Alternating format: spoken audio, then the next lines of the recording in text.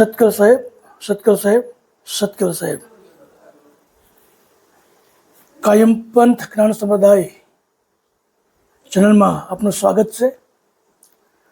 તો હાલ આપણે પ્રભાત પદ વિશે વાત કરી રહ્યા છીએ. જે પરમગુરુ રચિત પ્રભાત પદ છે તો તેના વિશે આપણે વાત કરી રહ્યા છીએ.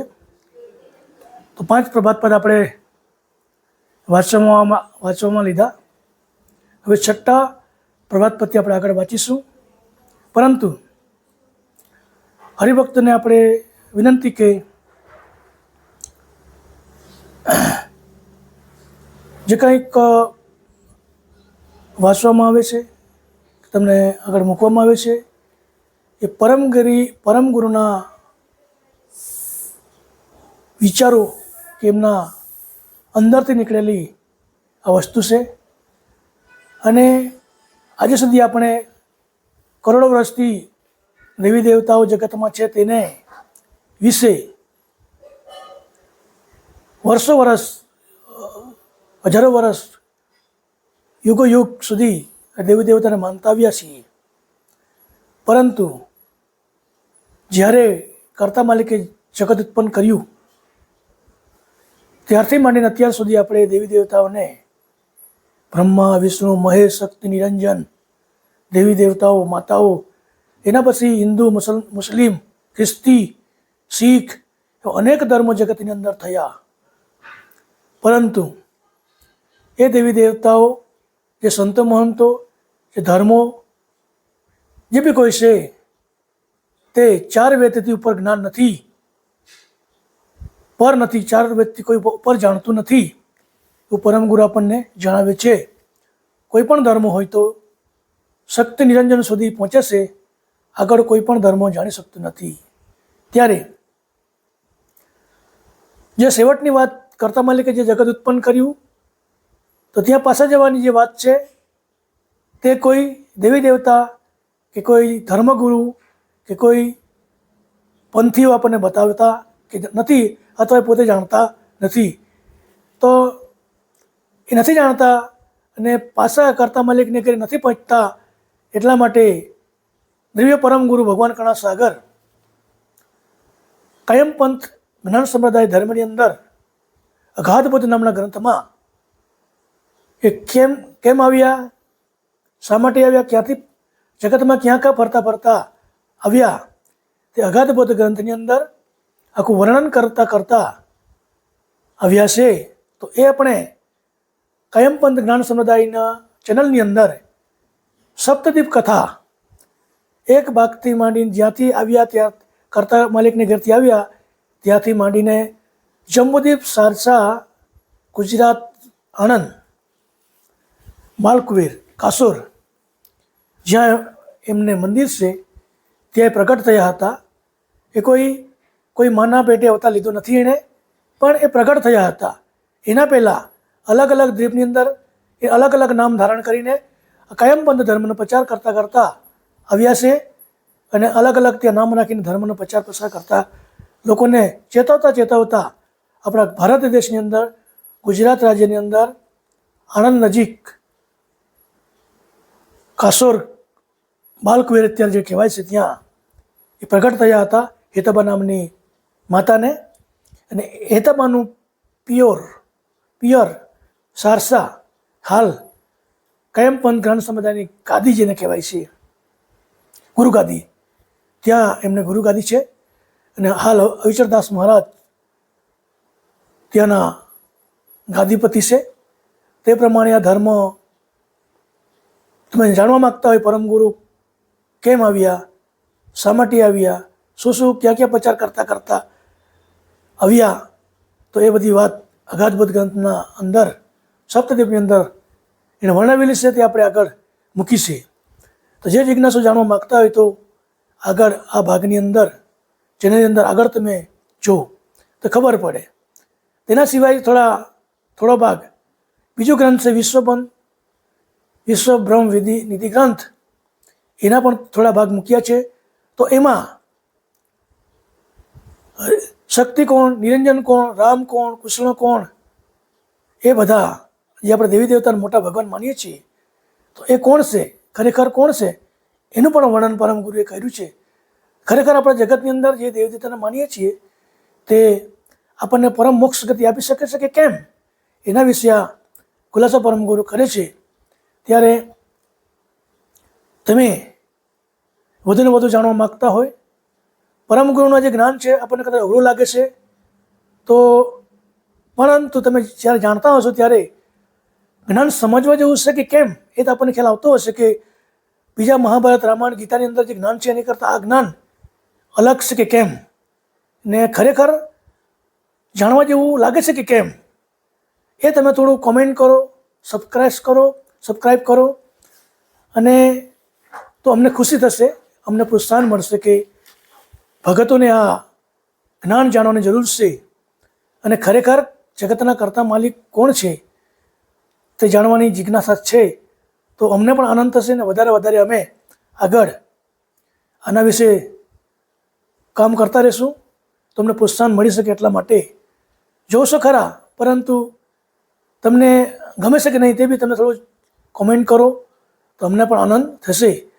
તો જેવી રીતે જગતની અંદર એક ઉદાહરણ તરીકે જગતના ધર્મની અંદર કોઈ ચોર હોય છે, ચોર રસ્તામાં જતાં જતાં જંગલની અંદર ચોરને પણ વાણિયો હોય છે, વાણિયો જંગલની અંદરથી પસાર થાય છે, એની પાસે કોઈક ઉઘરાણું લેવા માટે ગયા હતા, તો ઉઘરાણું લઈને આવતા છીના જમણાની વાત છે, તો જંગલમાં અંધારું પડી જાય છે.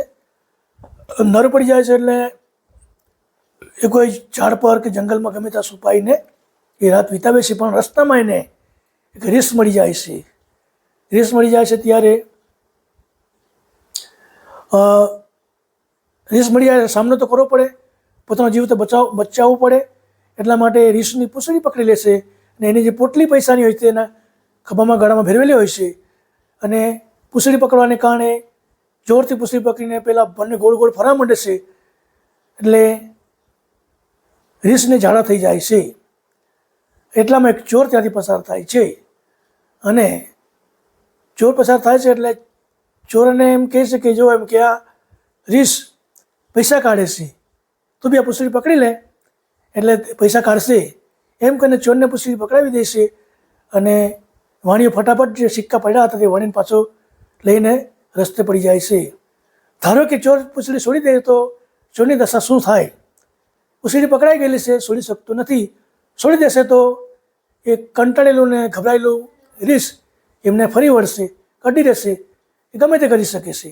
એવી રીતે જગતની અંદર જે કંઈક ધર્મ છે, જે ધર્મગુરુઓ છે, એ કોઈ છેવટની વાત જાણતા નથી, પણ એની પાસે થોડું ઘણું જ્ઞાન છે કે ધર્મ છે, એને તમને મોક્ષ મળશે, તમને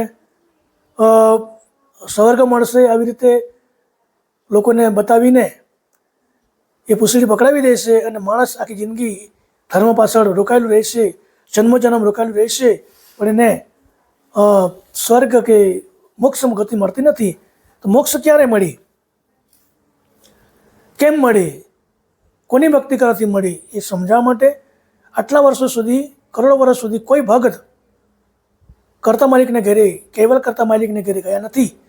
એટલા માટે એને ચિંતા થઈ, એટલા માટે સન 1829ની અંદર દિવ્ય પરમગુરુ ભગવાન કણાસાગર જંબુદ્વીપ સારસા કાસોરમાં પ્રગટ થાય છે, અને આ કાયમ પંથ ધર્મનો જે આગળથી પસારો કરતાં આપણને 18 ગ્રંથને અહીંયા આપણને આપી ગયા છે જ્ઞાન. તો તેના વિશે આપણે આ વાત કરી રહ્યા છીએ. તો કાયમ પંથની અંદર તમે વધારે સક્રિય થાવ, જાણો, એટલા માટે આ મેં વાત કરી.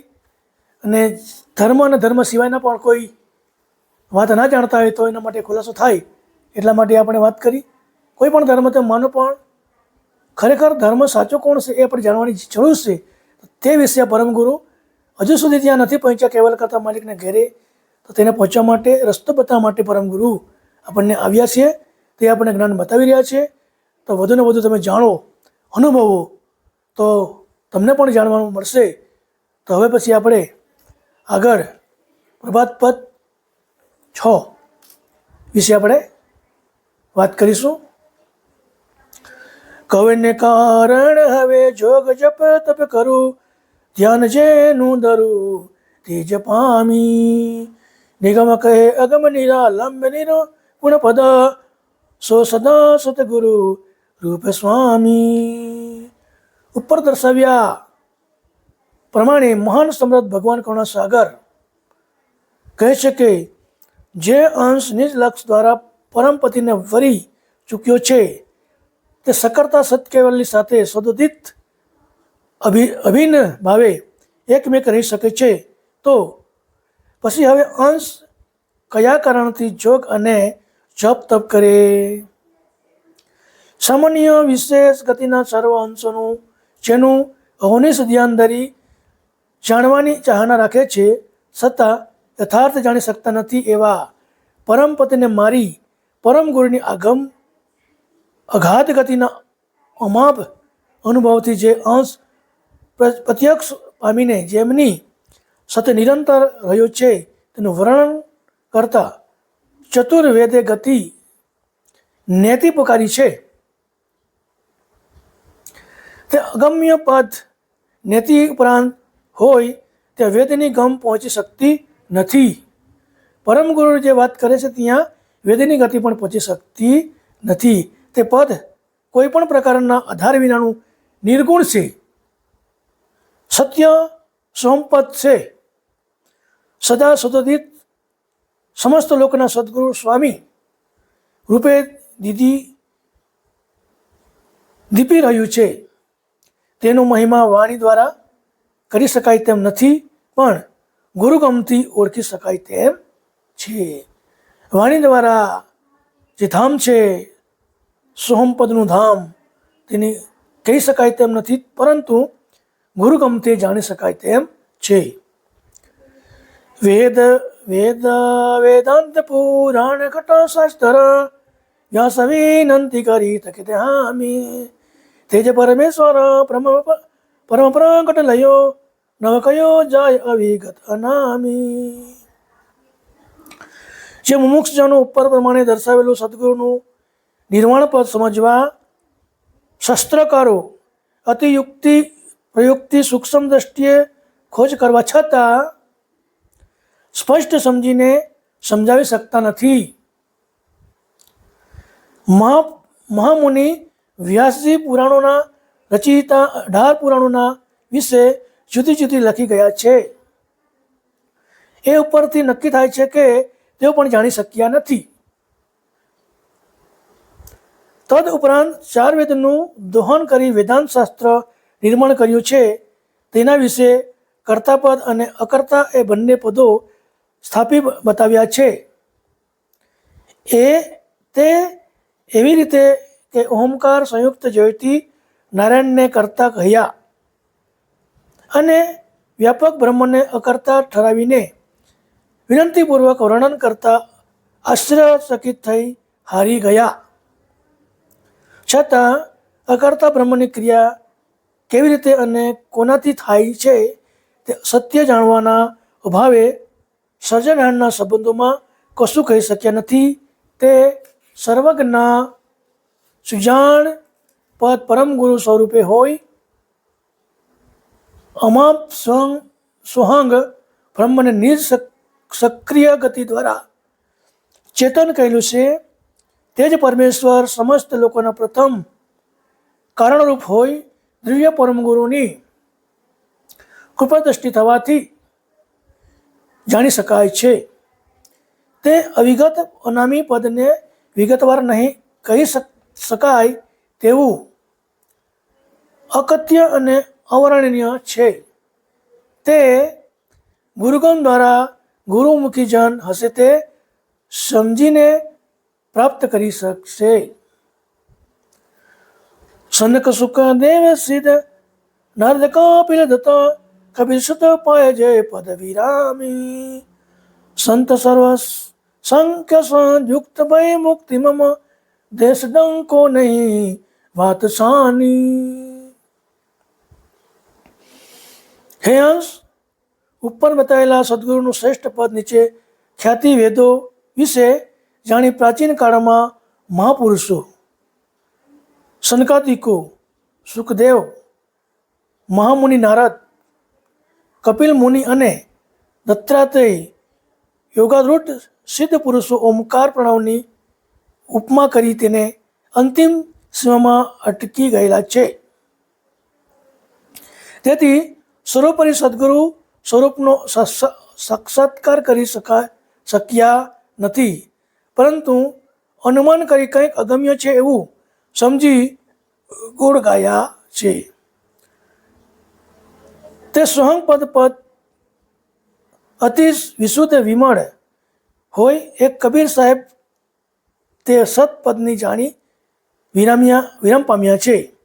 તે નિર્ગુણ મતના સર્વ સંતોની શાખ જોતા મહાપુરુષે મળી જે નિર્ણય કર્યો છે તે મતને માન્ય રાખી સંતુષ્ટ થઈ વેદ મતના સિદ્ધાંત અનુસાર એક વ્યાપક બ્રહ્મને નક્કી કરી જેની જેટલી ગતિ પહોંચી તે પ્રમાણે તે બ્રહ્મનું બહુ જ પ્રકારે વર્ણન કર્યું છે.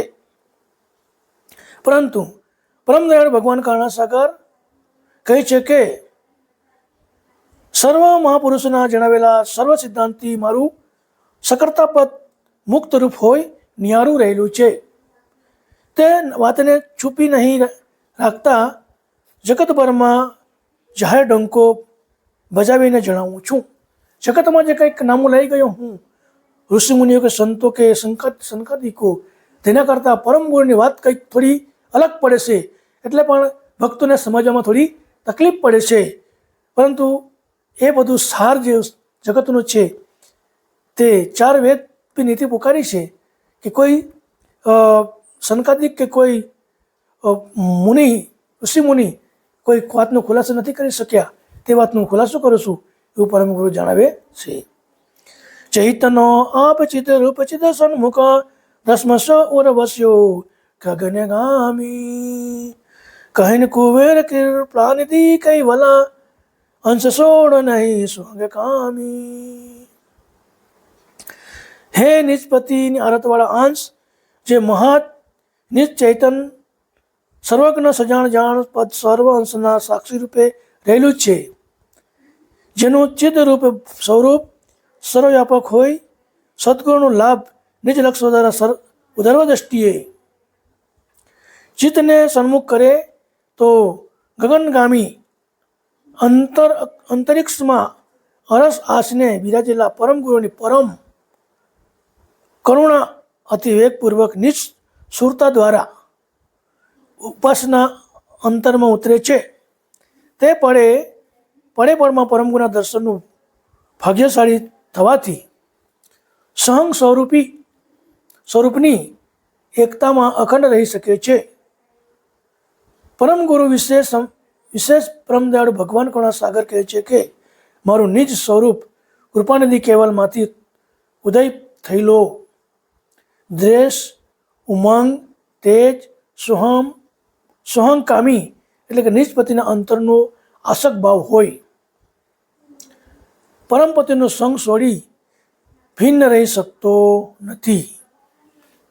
તો આ રીતે પરમગુરુની કૃપા ક્યારે થાય તે આપણને આ ચોપાઈની અંદર સમજાવવામાં આવ્યું છે. તો પરમદયાળુ ભગવાન કરુણાસાગર કહે છે કે મારું નિજ સ્વરૂપ કૃપાનિધિ કૈવલમાંથી ઉદય થયેલું છે. દ્વેષ, ઉમંગ, તેજ, સોહંગ કામી એટલે કે નિજપતિના અંતરનો આસક ભાવ હોય, પરમપતિનો સંગ છોડી ભિન્ન રહી શકતો નથી. તો આવો મારો અંશ, આવો હું છું, તો કઈ રીતે મળી શકું એ પણ આ ચોપાઈની અંદર પણ જાણકારી છે. તો સત્કલ સાહેબ.